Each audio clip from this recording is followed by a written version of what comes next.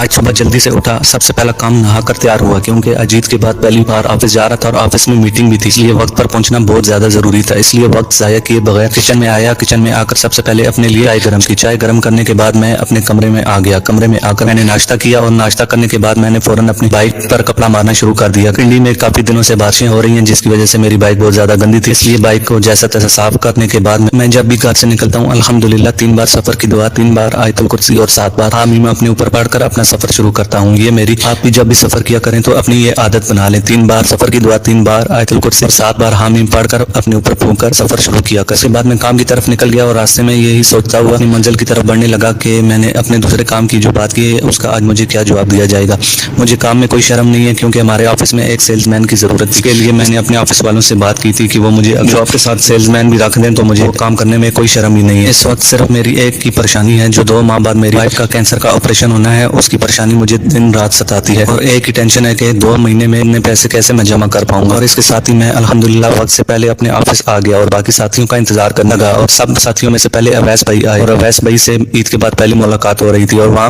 Meeting ہونے کے بعد پھر دوستوں نے مل کر ناشتہ منگوا لیا، اور تھوڑا ناشتہ کرنے کے بعد میں نے اپنے کام کی جب بات کی تو مجھے یہ جواب دیا کہ سپلائر کی جاب کرنا چاہتے ہیں تو ہم آپ کو تنہا پر نہیں کمیشن پر رکھیں گے، اگر آپ کرنا پسند کریں گے تو آنا چاہتے ہیں تو کر سکتے ہیں۔ میں نے ان بغیر سوچے بات لی کہ میں بالکل یہ کام کرنا چاہتا ہوں، میں اس سے انشاءاللہ دن رات محنت کر کے 2 مہینوں میں مجھ سے جتنا ہو سکا میں محنت سے جوڑ کر اپنی وائف کے آپریشن کے لیے انشاءاللہ سے پیسے جمع کروں۔